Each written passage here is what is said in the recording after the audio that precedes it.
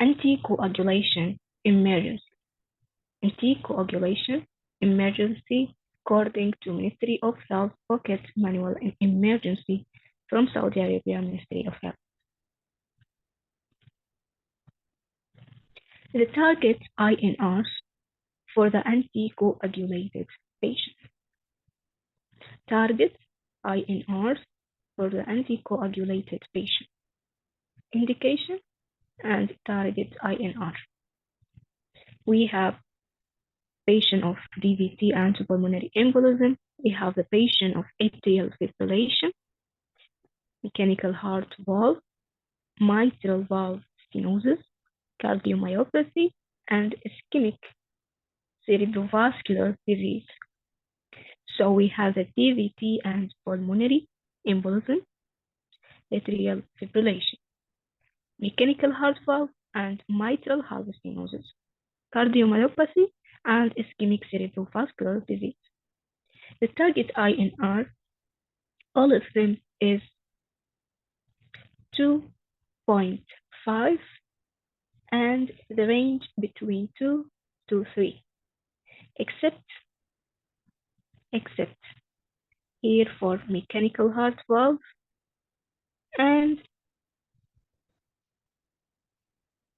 just.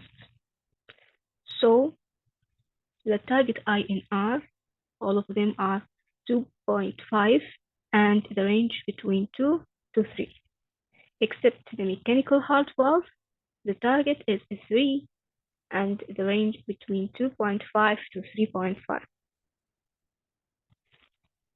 The indication are DVT and pulmonary embolism and atrial fibrillation. Then we have the valve, mechanical heart valve and mitral valve stenosis. Then cardiomyopathy and ischemic cerebrovascular disease. And the target of INR of them is 2.5 and the range between 2 to 3. Except for mechanical heart valve, the target is 3 and the range between 2.5 and 3.5. The drug that potentiate the warfarin. There are drugs that potentiate the warfarin. We have the drug and the effect.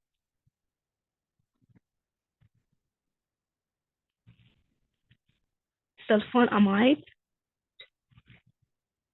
2-1. The effect is strongest effect of all antibiotics. Strongest effect of all antibiotics is the sulfonamide. It inhibits CYP2C9, the hepatic microsomal metabolism. Cytochrome P2C9, hepatic microsomal metabolism. Sulfonamides. We have fluoroquinones. The fluoroquinones include levofloxacin, initially thought not to interact.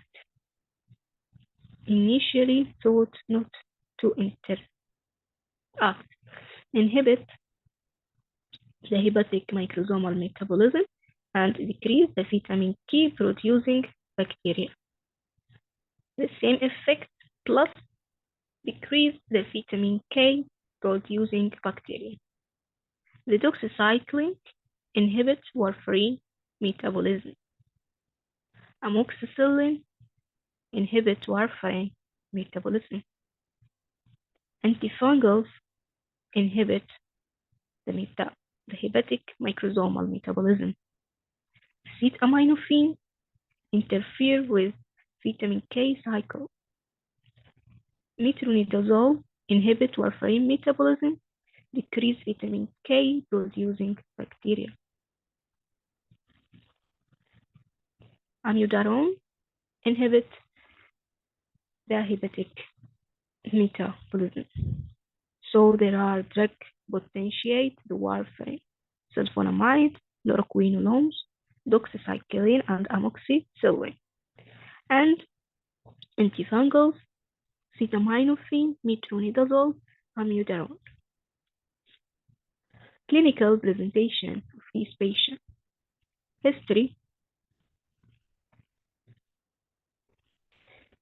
Ask about the reasons or search about the reasons why the patient is anticoagulated. And the last INR level and last checked degree of anticoagulation and history of medication. The physical examination level of consciousness using the Glasgow Coma Scale, the pulmonary response, motor examination, sensory examination, the level of consciousness, pulmonary response, motor examination, sensory examination, flank, back, abdominal tenderness. The diagnosis of retroperitoneal hemorrhage must be considered. Retroperitoneal hemorrhage. The clinical signs of retroperitoneal hemorrhage, the site and location of ecchymosis, Collins signs, tumor signs, Fox signs, Brian signs. Collins signs in preumbilical, the ecchymosis in preumbilical.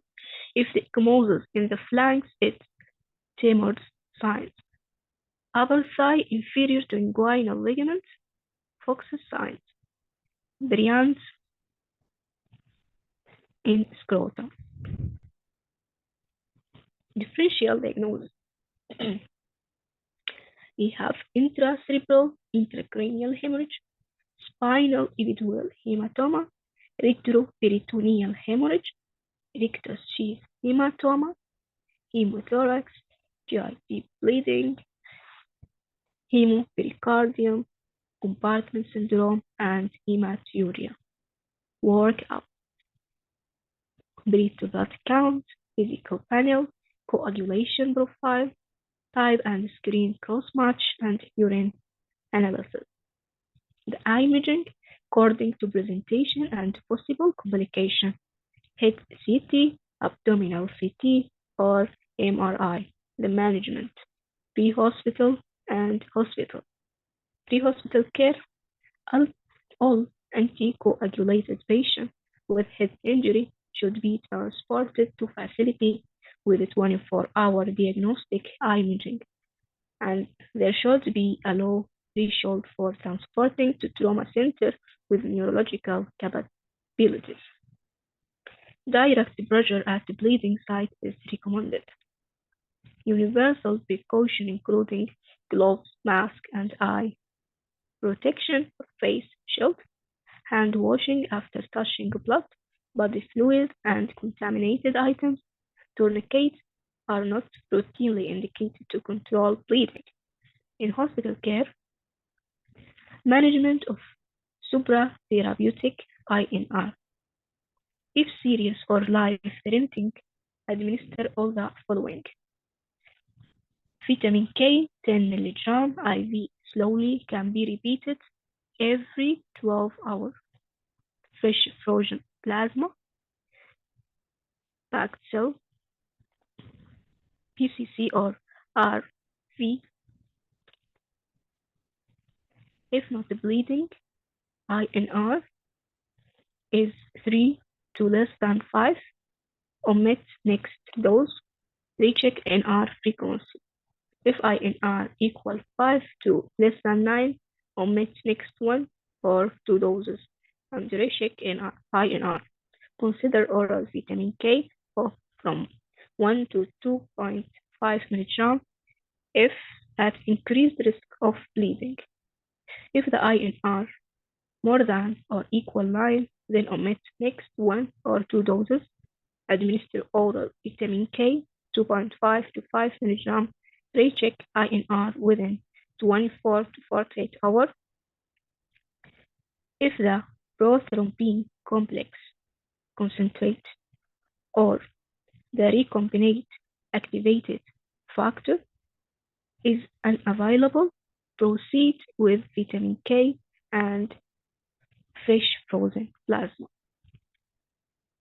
FFP is fresh frozen plasma. INR is international normalized ratio. The PCC is prothrombin complex concentrate.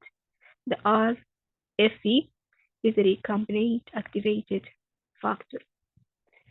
Management of minor head injury in the anticoagulated patient if INR is not elevated. Standard head injury management.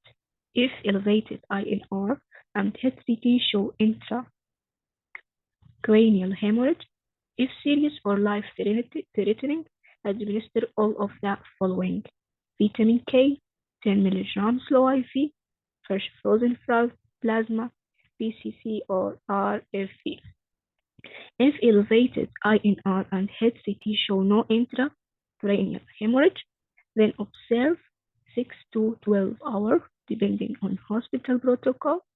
Repeat the CT scan, correct the INR. Disposition: most asymptomatic patients can be discharged home unless they have little support or they are significant fall risk. Significant complication of anticoagulation will result in admission. Thank you.